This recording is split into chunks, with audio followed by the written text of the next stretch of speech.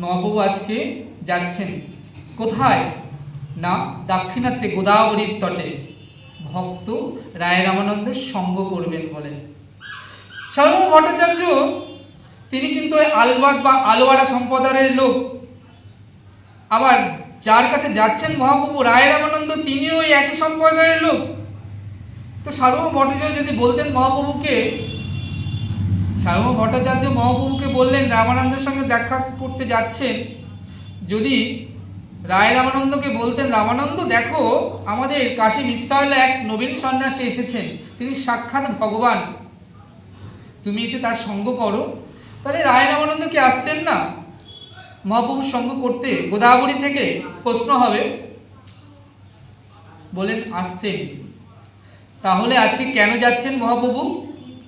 না এই তো চিরকালের রীতি, নদ নদী ধাই সাগর পানে। তাহলে চিরকালের রীতি কি না, নদ নদী তারা কি করেন?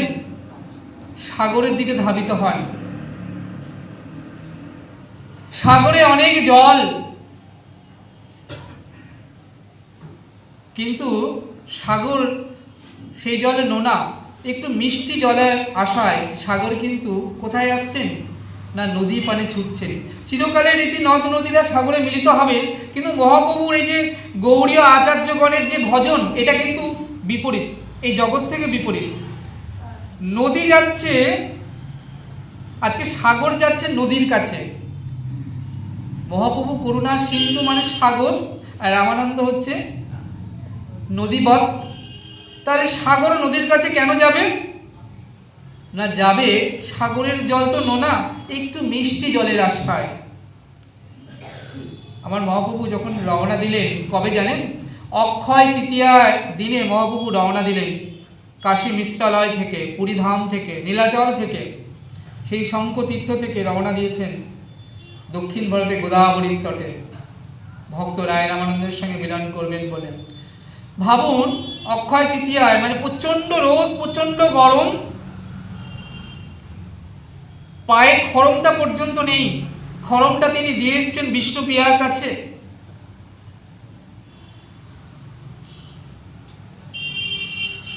খালি পায়ে এই প্রচন্ড রোদের মধ্যে মহাপ্রভু ছুটে চললেন দক্ষিণ ভারতে গোদাবরীর তটে। কৃষ্ণ কেশব কৃষ্ণ কেশব কৃষ্ণ কেশব পাহি মাম, রাম রাঘব রাম রাঘব রাম রাঘব রক্ষমাম। কীর্তন করতে করতে মহাপ্রভু ছুটে চলেছেন।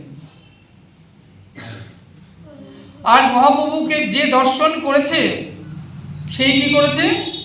না মহাপ্রভুকে দর্শন করে সেই আজকে পাগল হয়ে গিয়েছে।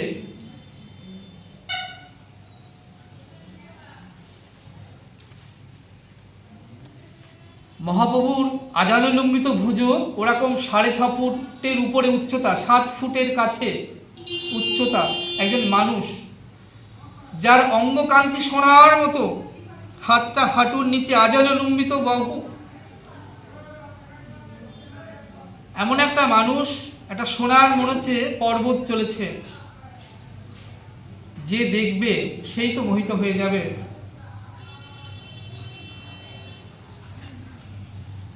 যখন চললেন দক্ষিণ ভারতের দিকে, তখন গোড়া রূপে সবাই কি হলো? না পাগল পাড়া হয়ে গেল। যে রূপটা দেখলো সেই যেন পাগল হয়ে গেল। গোড়া বলে হরি বল, আজ আনন্দে নৃত্য করতে করতে গোড়া বলে হরি বল। যে শুনল হরি বল, কি পুরুষ কি নারী পাছে না বিচারি, সব পাগল হইয়া ছুটে মরে। পুরুষ নারী কোনো বিচারে নেই, গোড়া চলেছে পিছু পিছু, হাজার হাজারে মানুষ, লক্ষ লক্ষ মানুষ ছুটে চলেছে গোড়া প্রেমে পাগল হয়ে ওই রূপে। তো মহাপ্রভু যখন তিনি ছুটে চলেছেন, চলতে চলতে তিনি এসে পৌঁছালেন কোথায়? না বিদ্যানগরে গোদাবরীর তটে। পথটা কতটা ভেবে দেখুন, নীলাচল থেকে দক্ষিণ ভারতে গোদাবরীর তট অনেকটা পথ।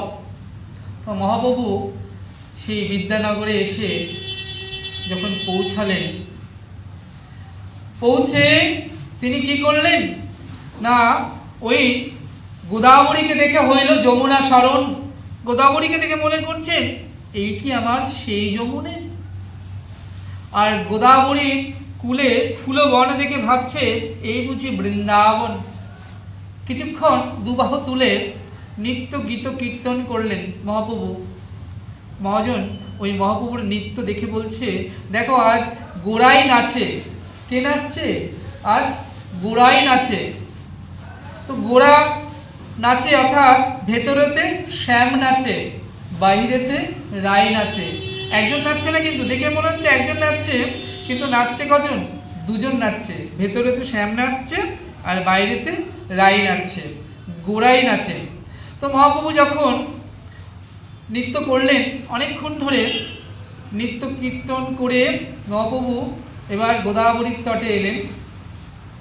আর বিদ্যানগরটা গোদাবরী পার হয়ে ওপারটায় না গেলে বিদ্যানগরে তিনি পৌঁছাতে পারবেন না।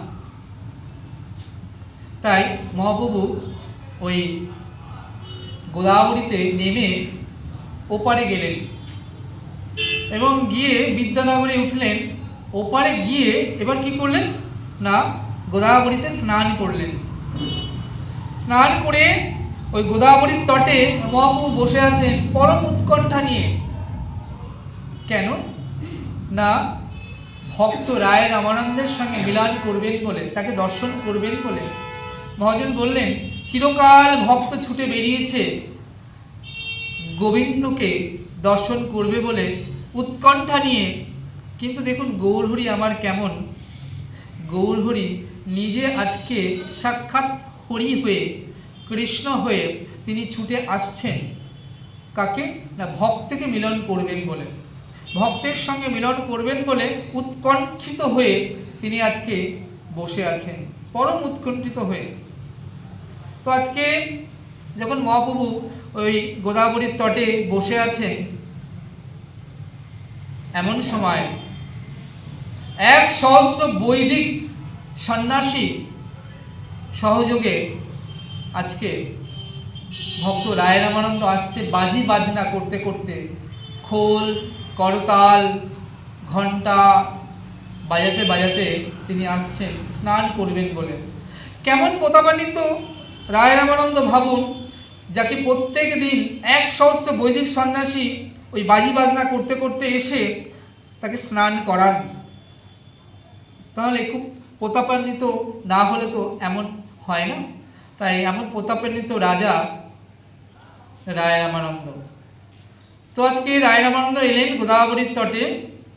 মহাপ্রভু বসে আছেন চরম উৎকণ্ঠা নিয়ে, স্নান করলেন। 1,000 বৈদিক সন্ন্যাসী তাকে স্নান করালেন। স্নান করে যখন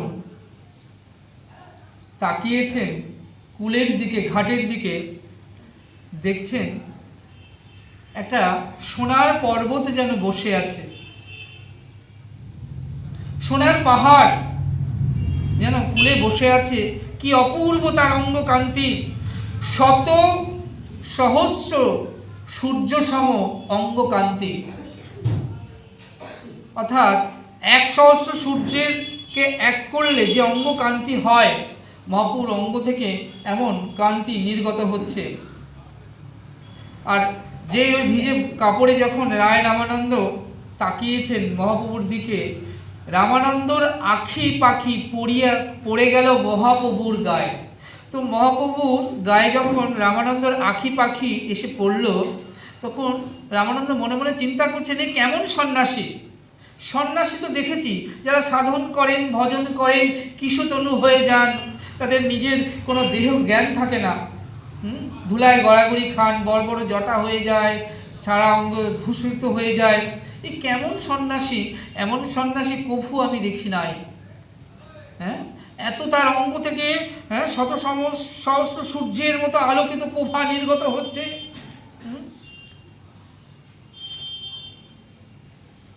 আজ যে রামানন্দের আখি পাখি মহাপ্রভুর পড়ল, অমনি রায় রামানন্দ মনে মনে ভাবছেন, এ অপূর্ব সন্ন্যাসী, তাকিয়ে আছে একদৃষ্টে।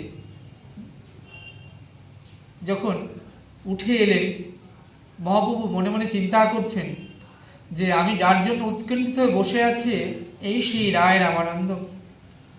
এই সঙ্গ করবো বলে আমি এতক্ষণ ধরে, দীর্ঘ সময় ধরে বসে আছি। মহাপ্রভুর মনে হচ্ছে আমি ছুটে গিয়ে তাকে আলিঙ্গন করব, তাকে জড়িয়ে ধরব, কিন্তু জড়িয়ে ধরতে পারছেন না, উৎকণ্ঠিত হয়ে। কেন পারছেন না? কারণ মিলনের একটা লগ্ন থাকে, লগ্নবিহীন মিলন হলে মিলনটা ভেঙে যেতে পারে। সেজন্য সমস্ত মিলন হয় লগ্নে। তো এই লগ্নটা কি? ভক্তের উৎকণ্ঠায় ভগবান হয় ব্যাকুল হয়। তা ভক্তের উৎকণ্ঠা আর ভগবানের আকুলতা, এই আকুলি আর বেকুল, এই দুটো মিলে যে লগ্ন তৈরি হয়, তখনই প্রকৃত ভক্ত ভগবানের মিলন হয়।